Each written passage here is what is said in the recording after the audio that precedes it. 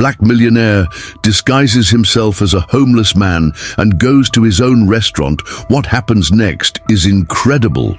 What would you do if you discovered that your own employees were sabotaging your business out of pure prejudice? How would you react upon seeing that the success you've built with so much effort is being undermined by those you trusted? New York City, February 26, 2025. Charles Oliver, a 45-year-old black entrepreneur and owner of a chain of high-end restaurants, was about to uncover a shocking truth about his most prestigious establishment. It all started when he received an anonymous message on his cell phone. If you like this story, don't forget to leave a like, subscribe to the channel, and hit the bell to never miss an update. Comment which city you're following this moving story from. Intrigued by the content of the message, Charles decided to do something unusual: disguise himself as a homeless man and try to enter his own restaurant. He knew this experience could reveal a lot about how his establishment treated disadvantaged individuals, particularly black people. What he didn't expect was the whirlwind of emotions and discoveries this decision would trigger.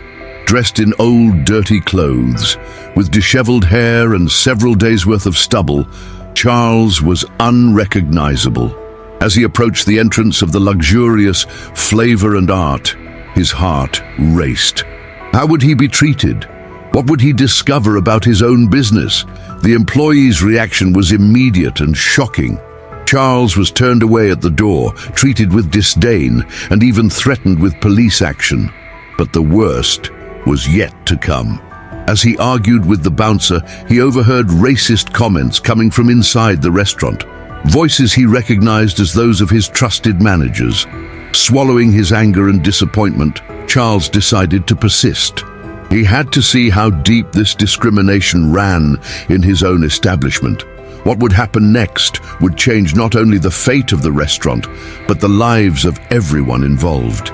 Will Charles manage to expose the truth without destroying everything he's built? Or are some truths too painful to be revealed? Additional tips. This moving story explores themes of racism, prejudice, and the fight against discrimination in the professional world. Charles, a successful entrepreneur, finds himself facing a situation that will test not only his character, but also his ability to lead and promote meaningful change. The narrative will unfold by revealing layers of ingrained prejudice, challenging the perceptions of both the characters and the readers. Prepare for a journey of discovery, emotional confrontations, and perhaps redemption. Charles's heart was pounding as he walked away from the restaurant, his mind filled with tumultuous thoughts. The bustling streets of New York City seemed blurry around him, the city's hustle and bustle nothing compared to the whirlwind in his head. Born and raised in the Bronx, Charles had always known that the path to success would be arduous. The son of a janitor and a bus driver, he had learned early on the value of hard work and perseverance. His passion for food had led him to work in various restaurants, starting as a dishwasher and gradually climbing the kitchen ranks. Years of saving and a small loan had allowed him to open his first restaurant, a modest establishment in Brooklyn. Success had come slowly but steadily. His cuisine, an innovative fusion of American flavors and international techniques, had begun to attract the attention of food critics. Over time, Flavor and Art had become the flagship of a chain of high-end restaurants, a symbol of sophistication and culinary excellence. Charles had become a respected name in the culinary world, frequently invited to TV shows and major events. But now, walking the streets as an invisible man, Charles wondered how much of his success truly belonged to him. How many talented individuals had been rejected from his restaurant because of the color of their skin? How many customers had been poorly served or rejected without his knowledge? As he walked, Charles noticed the suspicious and disdainful looks from passers-by. A woman clutched her purse tightly as she passed him. A store security guard followed him with his eyes, ready to act at the slightest sign of trouble. These reactions, which had previously seemed distant from his reality, now hit him like a punch to the gut. Returning home, Charles looked at himself in the mirror. He removed the disheveled wig and fake beard, revealing the face of the successful businessman everyone knew. But something had changed. His eyes carried a new determination. The next morning, Charles arrived early at the office. His assistant, Rachel, a middle-aged white woman who had worked with him for years, immediately noticed that something was different. "Good morning, Mr. Oliver. Is everything all right?" she asked, concerned. Charles hesitated for a moment before responding. "Rachel, I need you to cancel all my appointments for this week. We have an urgent matter to address." Intrigued, Rachel nodded. "Of course, sir. May I ask what it's about?" Charles took a deep breath. "We're going to make some changes at Flavor and Art, big changes." Meanwhile, at the restaurant, routine followed its normal course. The manager, Richard, a 40-year-old white man, was coordinating the team for a new day of work. He had no idea of the storm that was about to form. In the kitchen, Chef Philip, a 35-year-old black man whom Charles had recently hired, was preparing the day's menu. He was talented, but often felt the weight of suspicious looks from some team members. Charles decided that before taking drastic measures, he needed to better understand the restaurant's dynamics. Over the following days, he discreetly observed the operations, noticing details that had previously gone unnoticed. He saw how Richard tended to direct black customers to less visible tables. He noticed the disapproving looks when mixed-race couples entered the restaurant. He realized that Philip's ideas were often ignored during team meetings. Each observation was like a knife to Charles's heart. How had he been so blind for so long? How had he allowed his own establishment to become such a toxic environment? But the anger he felt wasn't just directed at others. Charles blamed himself for not being more vigilant, for not actively creating an inclusive environment from the start. Now, he knew he had a choice to make. He could directly confront those responsible, risking a scandal that could tarnish the restaurant's reputation. Or he could opt for a more subtle approach, seeking to educate and transform the establishment's culture from within. Whatever his decision, Charles knew the path ahead would be difficult, but he was determined to do what was right, no matter the cost. In the days that followed, Charles immersed himself in a silent investigation. He installed additional cameras in the restaurant under the guise of improving security and spent hours analyzing the footage. What he saw disturbed him more and more.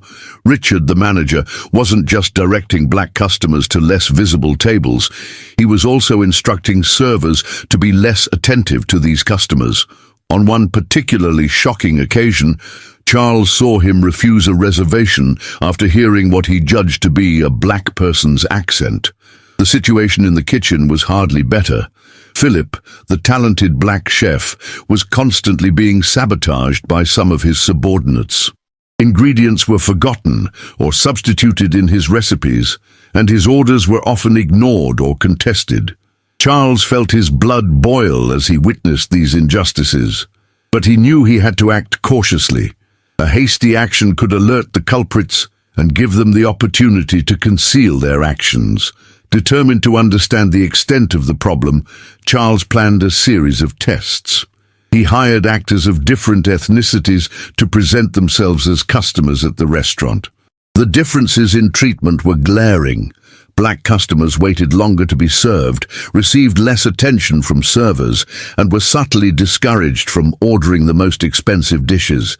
Meanwhile, Charles began discreetly probing other employees. He discovered that many were uncomfortable with the situation, but feared speaking up for fear of losing their jobs. A black waitress, Amina, confided in him, not knowing she was speaking to the owner, that she had been passed over for promotions multiple times, despite having more experience than her promoted white colleagues. The last straw came when Charles, still in disguise, overheard a conversation between Richard and another manager, Paul. They were discussing strategies to discourage a certain type of clientele without attracting the owner's attention. "Charles is too naive," Richard said with a laugh. "He really believes we can maintain the restaurant standards by letting anyone in. But we know what's best for the business, don't we? At that moment, something broke in Charles. The anger he had been containing for days exploded. He wanted to confront them on the spot, expose their hypocrisy and prejudices, but a voice in his head held him back. He needed to be strategic. An impulsive action could ruin everything. Taking a deep breath, Charles left the restaurant and went straight to his office. There, he began to formulate a plan. It wasn't enough to simply fire those responsible. He needed to change the restaurant's culture in a lasting way. First, Charles called an emergency meeting with his legal team. He wanted to ensure he had sufficient evidence to justify the dismissals he was considering, thus avoiding potential lawsuits for wrongful termination. Next, he contacted a consulting firm specializing in diversity and inclusion. He wanted to implement a comprehensive training program for all employees, from service to kitchen staff. Charles also decided to review all of the restaurant's hiring and promotion policies. He wanted to ensure the process was fair and transparent, offering equal opportunities to all qualified candidates, regardless of their ethnic background. But Charles knew these changes would take time to fully implement. He needed more immediate action to make it clear that prejudices would no longer be tolerated. That's when he had a bold idea. He would organize a special event at the restaurant, inviting celebrities, food critics, and digital influencers. The theme would be diversity in gastronomy, celebrating chefs and dishes from different ethnic backgrounds. The plan was twofold. Firstly, to publicly show the restaurant's commitment to diversity. Secondly, and more importantly, to use the event as an opportunity to observe how his team would behave under pressure, knowing they would be in the spotlight. While preparing the groundwork for these changes, Charles continued his discreet investigation. He uncovered other cases of discrimination, some so subtle they could easily have gone unnoticed if he hadn't been actively looking for them. With each new discovery, Charles's determination grew. He was ready to do what it took to correct the mistakes that, through negligence, he had allowed to occur in his restaurant. However, as the moment to act approached, Charles felt the weight of responsibility. He knew his actions would have consequences not only for the culprits, but for all employees and the restaurant's reputation. Was he ready to face the storm he was about to unleash? And more importantly, would his actions be enough to create real and lasting change? As Charles prepared to implement his changes, a series of unexpected events began to unfold, adding new layers of complexity to the situation. First, a highly respected food critic, Marie Durand, published a review of Flavor and Art on her influential blog. While she praised the food, she mentioned noticing a subtly hostile atmosphere and questioned the lack of diversity among the patrons. The review quickly went viral, sparking heated discussions on social media. This publication caught Charles off guard. On one hand, it publicly exposed the problems he was trying to resolve internally. On the other, it offered a unique opportunity to address the issue head-on. Meanwhile, in the kitchen, the tension between Chef Philip and part of the team reached a critical point. During the preparation for an important dinner, Philip discovered that some essential ingredients for his signature dish had mysteriously disappeared. Furious and frustrated, he confronted the team, which led to a heated discussion that nearly turned into a physical altercation. Richard, the manager, used this incident to pressure Charles to fire Philip, claiming the chef was problematic and didn't fit into the restaurant's culture. Charles, aware of the true nature of the situation, had to contain his anger and pretend to consider Richard's suggestion. At the same time, Amina, the waitress who had confided in Charles, still disguised about the discrimination she faced, decided to take drastic action. She gathered evidence of unequal treatment and threatened to sue the restaurant for racial discrimination. This action placed Charles in a delicate position. He knew Amina was right in her accusations, but a public lawsuit could harm his plans for internal reform and potentially irreparably tarnish the restaurant's reputation. Amidst this turmoil, Charles received an unexpected proposal. A large investment group, attracted by the prestige of flavor and art, offered to buy the restaurant chain for an astronomical sum. The offer came with the condition that Charles remain as a figurehead, but cede operational control to the group. This proposal presented a heart-wrenching dilemma for Charles. Accepting would mean unimaginable financial security, but also giving up the control necessary to implement the changes he knew were crucial. Refusing could be seen as an unwise business decision, especially given the problems the restaurant was facing. While pondering these issues, Charles decided to proceed with his initial plan for the Diversity in Gastronomy event. He personally invited Marie Durand, the food critic, to be one of the guests of honor, seeing it as an opportunity to directly address the concerns raised in her review. The preparation for the event brought out even more tensions within the team. Some employees, led by Richard, subtly resisted the changes proposed by Charles, while others, inspired by Philip and Amina, began to speak out more openly against the unequal treatment. Charles found himself walking a tightrope, trying to balance the needs of the business, the demands for justice and equality, and his own conscience. Every decision seemed to have the potential to trigger a series of unpredictable consequences. As the day of the event approached, Charles felt more than ever the weight of his choices. He knew that the actions he would take in the coming days would determine not only the future of flavor and art, but would also send a powerful message about inclusion and equality in the competitive world of high-end gastronomy. With so much at stake, Amina's threat of a lawsuit, the buyout offer, the viral review, internal conflicts, Charles realized he was about to face the biggest challenge of his career. The question now was he ready to do what was necessary, regardless of the personal or professional cost? The day of the Diversity in Gastronomy event finally arrived, bringing with it a palpable atmosphere of tension at Flavor and Art. Charles arrived early, determined to personally oversee every detail. As employees prepared, Charles noticed nervous glances and whispered conversations. He knew everyone sensed that something significant was about to happen, even if they didn't know exactly what. Guests began to arrive: food critics, celebrities, influencers, and, to the surprise of many employees, a diverse group of chefs from various ethnic backgrounds. Marie Durand, the critic who had written the viral review, made her entrance, immediately drawing curious looks. Charles greeted everyone with a cordial smile, but his heart was racing. He knew the moment of truth was approaching. The event began with a series of dish presentations created by Philip and other invited chefs, each representing different culinary cultures. The food was spectacular, but Charles was more interested in observing the interactions between his team and the guests. That's when the tipping point occurred. Richard, visibly uncomfortable with the presence of so many black guests and other minorities in prominent positions, made a crucial mistake. While serving Marie Durand, he made a deprecating racist comment, thinking no one else would hear. But Charles heard. And, to his horror and simultaneous relief, so did Marie.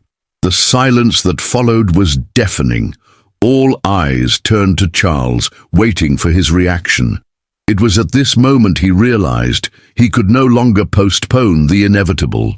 With a calmness that surprised even himself, Charles asked for everyone's attention. He began by telling the story of his experience disguised as a homeless man, revealing the injustices he had witnessed in his own establishment.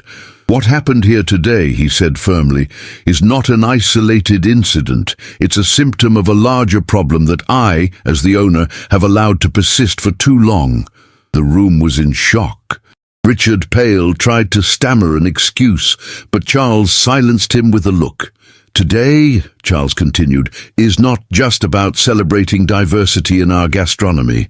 It's about acknowledging that we have a long way to go to ensure that this diversity is truly respected and valued in our work environment."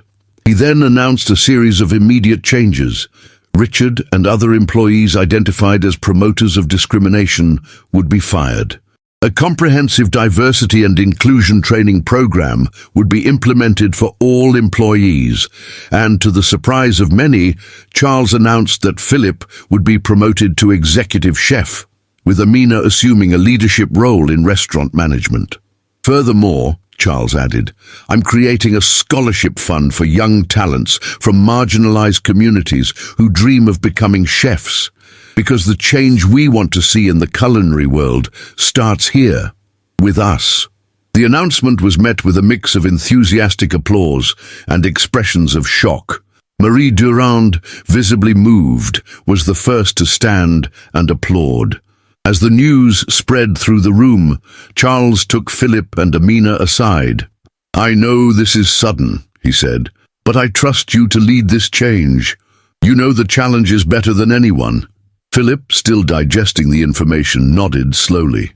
It won't be easy, he said, but we're ready. Amina, with tears in her eyes, added, This means more than you can imagine, Mr. Oliver. Thank you for listening to us.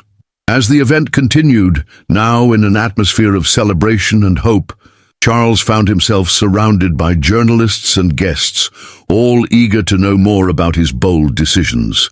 That's when he spotted, at the back of the room, the representative from the investment group that had made the buyout offer. The man gestured, indicating he wanted to speak to Charles privately. With a heavy heart but determined, Charles headed towards him. He knew that his decision to expose the restaurant's problems and make drastic changes would likely cost the multi-million-dollar deal. But for the first time in weeks, he felt at peace with his choices. As he walked towards the investor, Charles reflected on the road ahead.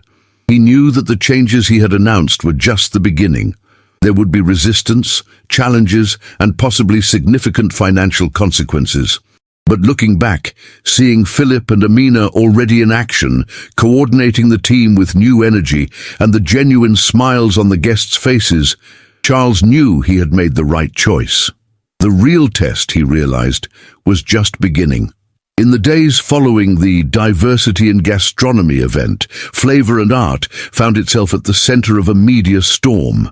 Charles Oliver's courageous actions had gone viral on social media, generating a wave of intense and polarized reactions. Many praised Charles's courage and integrity, seeing his actions as a necessary step in the fight against systemic racism in the culinary industry. Hashtags like flavor and art against discrimination and equality in gastronomy became trending topics.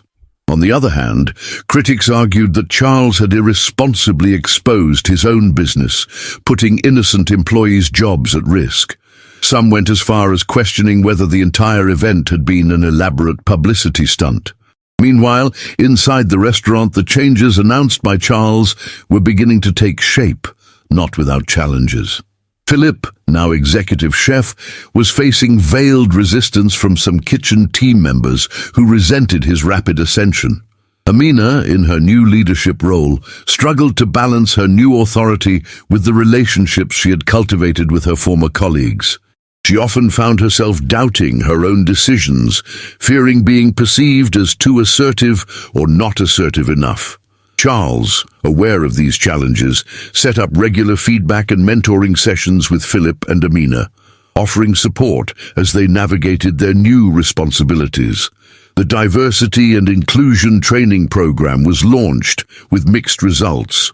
Some employees embraced the initiative enthusiastically, while others showed passive resistance, viewing the sessions as an inconvenience or an implicit accusation. News of Richard's and other problematic employees' dismissal spread quickly, leading to a period of uncertainty and adjustment. Some regular customers, learning of the changes, stopped frequenting the restaurant, while others, attracted by Charles's ethical stance, began to appear in greater numbers. Financially, Flavor and Art experienced an initial decline in revenue. The offer from the investment group was, as Charles had predicted, withdrawn. Some sponsors and business partners, concerned about the controversy, distanced themselves. However, As the weeks went by, a new clientele began to emerge. People who had never felt welcome in high-end restaurants were now making reservations. Food critics were praising not only the food, but also the more welcoming and diverse atmosphere. The scholarship fund announced by Charles began to attract positive attention. Young talents from marginalized communities signed up in surprising numbers, bringing with them inspiring stories and fresh ideas for gastronomy. One day, about a month after the event, Charles received an unexpected visit. It was Marie Durand, the critic whose review had been the catalyst for many changes. "Mr. Oliver," she said, "I've come to see personally how things are progressing."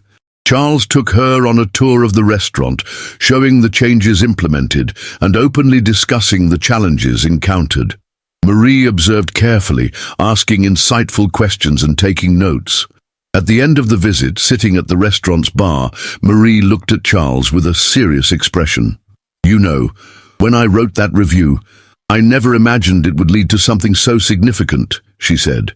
"You could have just ignored it, or made cosmetic changes.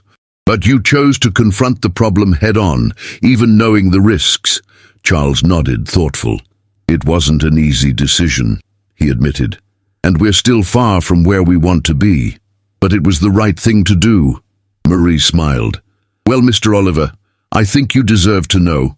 I'm writing a book about transformations in American gastronomy, and what's happened here at Flavor and Art will be a central chapter." Now, Charles was momentarily speechless, the full impact of his actions finally hitting him. As Marie took her leave, promising to return for more interviews, Charles remained at the bar, reflecting. The road ahead was still uncertain, full of challenges, but for the first time in a long time, he felt genuine hope for the future, not just for his restaurant, but for the entire culinary industry. With a smile, he picked up his phone. It was time to start planning the next chapter of this incredible journey. 6 months had passed since the event that changed the course of Flavor and Art. Charles Oliver sat in his office, analyzing reports and reflecting on the transformative journey his restaurant had undertaken. The initial challenges had been intense. The revenue drop in the first few months had been more pronounced than expected, and there were moments when Charles wondered if he had made the right decision. However, his determination to create a truly inclusive and equitable environment had never wavered. Philip, the new executive chef, had finally managed to gain the full respect of his team. His culinary creativity, combined with his newly developed leadership skills, had given birth to an innovative menu that blended influences from various American and international cultures. The dishes had quickly become a sensation among critics and customers alike. Amina, meanwhile, had flourished in her management role. Her empathy and deep understanding of the restaurant's dynamics had proven invaluable. She had implemented an anonymous feedback system for employees, allowing issues to be addressed quickly and fairly. The diversity and inclusion training program, initially met with skepticism by some, was beginning to show tangible results. The atmosphere in the restaurant had visibly changed, with more respectful interactions and a new sensitivity to the diverse needs of customers and colleagues. The scholarship fund launched by Charles had already benefited 10 young talents from marginalized communities. Some of them were now doing internships at Flavor and Art, bringing new perspectives and energy to the team. But perhaps the most significant change concerned the restaurant's clientele. While some former customers had distanced themselves, a new, diverse customer base had emerged. Flavor and Art had become known not only for its excellent cuisine, but also for being a truly welcoming space for people of all backgrounds.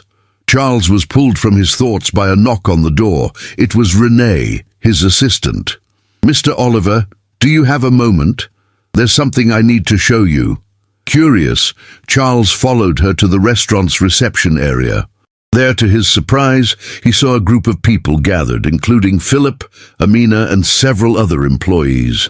"What's going on?" Charles asked, confused. Philip stepped forward, holding an envelope.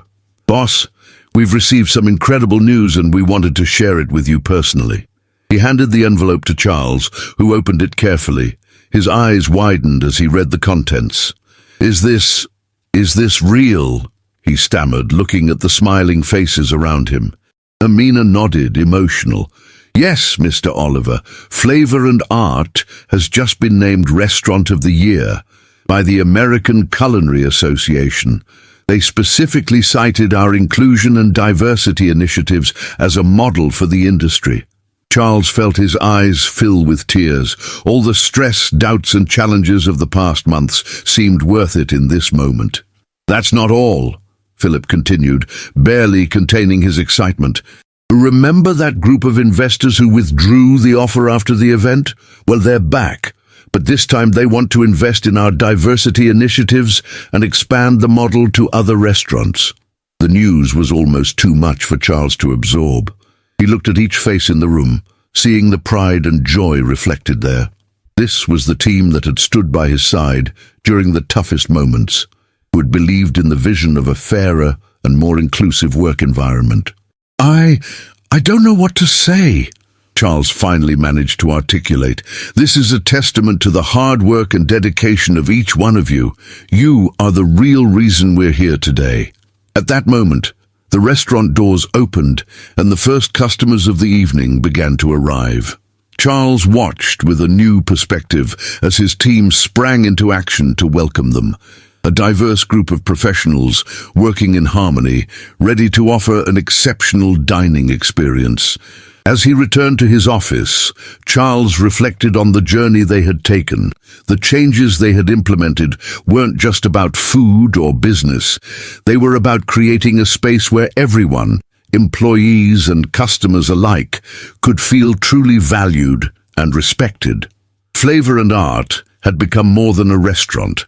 It was now a symbol of positive change in the culinary industry, and Charles knew this was just the beginning. With a smile, he picked up his phone. It was time to start planning the next chapter of this incredible journey. 5 years have passed since the transformative events at Flavor and Art.